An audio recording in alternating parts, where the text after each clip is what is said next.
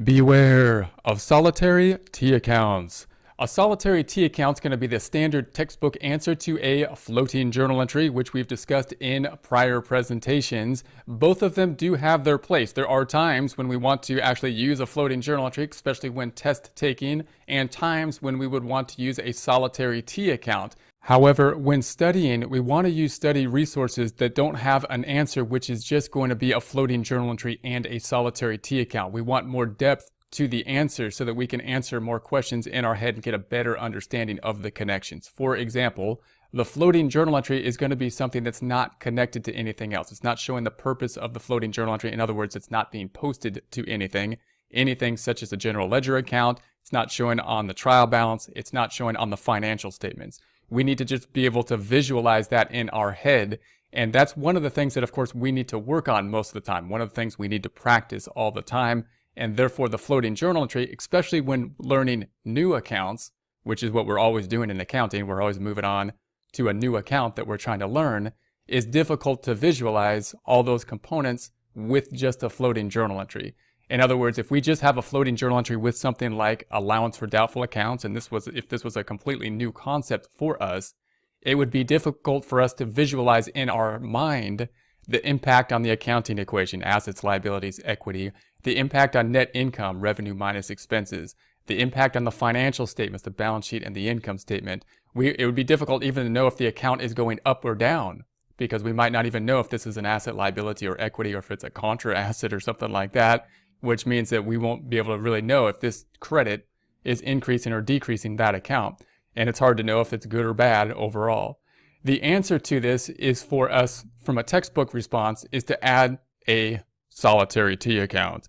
So we'll add a solitary T account and say, well, okay, well, here's a T account.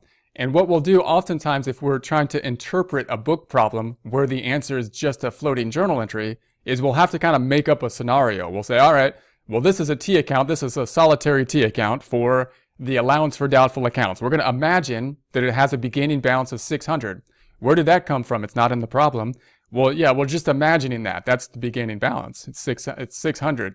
And this, of course, is the story that we're trying to start to set up to get some understanding of it, which isn't in the problem. And that's kind of the problem. We want to look at problems that do have a beginning balance and show us more of the story. So we're going to say, okay, there's the beginning balance, and then this is a credit to it. So what's that going to do? It's going to credit it. That's on the same side. And therefore, it's going to increase the balance from 600 up by 100 to 700. And this will give us a little bit more detail. But again, if we are learning the allowance for doubtful accounts and we've never seen it before, this solitary T account probably isn't enough to give us the full picture. It's helpful. It's another step in the right direction. And if we're working on a test, or if we're looking at problems that don't have a beginning balance and aren't showing the trial balance or any other numbers or the relation to any other numbers, we'll use it. However, what we'd like to do is see problems that are showing more detail in it, so we can see the context. In order to understand this floating journal, this solitary T account, we would have to understand first the floating journal entry and how it posts. That's good because we can see this posting of at least this account to the solitary T account. But we'd also have to know that the solitary T account is related to a general ledger account, what the relationship is between a general ledger and a solitary T account. We'd have to visualize that this is one T account that would, in theory, be a T account for every other account in the company. And we don't even know all the other accounts because we don't have a list of accounts or a chart of accounts. So we can't really visualize. We'd have to know that these T accounts would then be used to create the trial balance and be able to visualize what the trial balance would look like. What's the effect on the trial balance? We'd have to visualize the effect on the financial statements and the effect on things like the accounting equation, net income. Still very difficult to do this. I'm going to take the analogy of the chess piece again, and I know I've used this a few times, but bear with me, it's going to be a little bit different this time. The floating journal entry, as we saw last time, is the chess piece. We can say the chess piece is moving. That's similar to the floating journal entry. We would say, hey, here's the floating journal entry explaining the chess piece moving from this piece to that piece. And if you were able to imagine the entire chessboard, then you would be able to imagine and determine where that piece started, where it ended, and the effect on the game in total. And if we then say, well, I still don't understand it, I still don't really get what happened or where the chess piece ends up or why it moves that way or where it's going to go, then we could say this would be the equivalent of a solitary T account. We could say, well, here's one part of the board. Here's it moving this way, here's it moving this way, and then it moves down. And so there you go. There's the movement. There's kind of like the solitary T equivalent of the chessboard. So now you should have a good picture of everything that happens, where the chess piece starts, where it ends on the board, the effect on the game, and when checkmate should happen, how many moves it's going to happen in from basically this piece of the board. And for most people, it's like, well, no, especially when it's a new concept, that piece of the board still isn't like enough for me to know where the chess piece is at the end of the board, or the effect on the game, or whether this person's going to win or not, or whether it's a good thing or a bad thing. What we need, of course, is the board. So we need the board and to move the chess piece on the board. So even if we're going to have a test question that doesn't have the board, that's going to take the board away, what we need to do is keep on practicing with the board. And the way we do that is we look for questions that have the board in place, that shows the trial balance in essence, because that's going to give us a full picture of the beginning balances, the activity, the movements on the board. And note, you never really lose this. If you learn chess, if you're a chess master, you still probably play the chess on the board and actually learn new moves by moving around, tinkering with the board and seeing what happens as you move pieces in different areas. And that's the same with accounting. We learn the whole process at the beginning, and then we often learn new concepts and we try to visualize the new concepts without actually posting them. Not really the effective way to do it. It's only effective because we have limited resources for the board. But now, of course, we have more resources that we don't really need to eliminate the board when we practice. And if we do so, we will be better when we then go to a testing situation and the board is eliminated. So here's basically a trial balance, and this is the best kind of format of the board that we can have, because the floating journal entry posted to the solitary T account really only shows one piece, and that's going to show the detail of one piece. What we really want to see for most small problems is going to be how it relates to the other pieces. And we don't need a full general ledger to do that. Why? Because we're not showing multiple transactions happening to one account. What we really want to see is something that's in balance at the beginning, and then the change that happens and the effect on those accounts. So if we have something like this is the beginning balance, we could say, all right, it's in balance because the debits and the credits are equal. We could see net income clearly at the beginning balance. We don't need a lot of accounts. All we need is something in balance, some familiar accounts to put this in balance with. So now we, cash, accounts receivable. Our new account here is the allowance for doubtful account. And we could say, it's up here with the assets. So it's some kind of asset, but it has a credit balance. That's kind of funny. So it's like a contra asset type of account. So we can start to visualize that, which is very difficult when you first learn what the allowance for doubtful accounts is.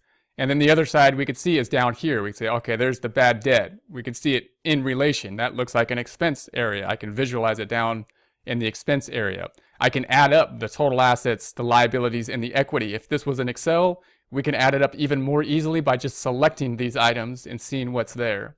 And then if we were to post this to just like a worksheet instead of a T account, we could say, all right, here's the credit being credited to this account. We now have a beginning number, and therefore we have a story. We can say, oh, that's what started, that's where it started, and then we credited 100, and now it's at 700.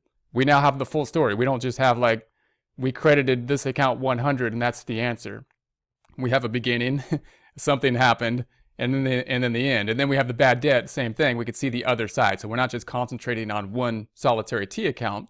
We see that at least there's two accounts that are affected, and we can draw up two accounts, and many example problems will show the two solitary T accounts. But we still want to see all the other accounts, how it kind of fits into everything else. And we could see that best with basically kind of a trial balance type worksheet like this. And then if we're in Excel, very easy for us to pull over the other numbers and see the effect on everything. We can now see here, okay, here's the assets at the beginning, here are the assets at the end. I can see the effect on those. I can see the effect on total equity, here it is at the beginning, here it is at the end. I can see the effect on net income very clearly, and Excel can help us to just work that out. I can see we started with something in balance, we did something that's in balance, therefore the end is in balance. And I can just kind of reiterate visually all those concepts in my mind without having to basically re-add up everything here. We're using a worksheet that's going to be set up and is transparent. If it's in Excel, it's very transparent for us to see, okay, what is this cell doing? What is this cell doing? And what are these changes that are happening? And if we physically post this with Excel, we actually post this item to here, then we're physically moving the equivalent of moving the chess piece on the board. And that's what really gets us to understand. If we move this chess piece to here, we physically see this change happen, and we can see, not from a database standpoint, not this thing magically changing, but actually be able to determine what this cell is doing to see the change. That's how we're going to be able to learn things more clearly. So what we want to do is look for problems that don't have an answer, which is just a floating journal entry. And we want to look for problems that we don't have to create a story in order to kind of understand the concept in our head by then using a solitary T account. We'll need to do those at times, but what we'd like to do when we're in a test situation, but what we'd like to do is study with a full worksheet that basically lets us answer those questions by telling the full story, having a beginning story, having a beginning starting point, being able to enter that transaction, and then having the ending story. That's, of course, what we provide in many of our courses. We're going to provide the trial balance as much as possible. And so when we look at what a new concept is, we look at it in terms of here's the trial balance at the beginning, here's what's going to happen to it, here's the ending trial balance. We also have pre-formatted worksheets in most of the courses, so then you can then have a worksheet that is easy to work with a full problem, so you can actually tinker with the problem as you would on a chessboard, see what happens when you do different things, and will it still remain in balance, will it be out of balance? And you can see it clearly in an Excel worksheet, unlike a database program, because you can see what the Excel worksheet is doing. You can see you're adding up two cells. It's not complicated formulas, just addition and subtraction mainly, but we need to see what's being added and subtracted to see the end result and what's happening to it.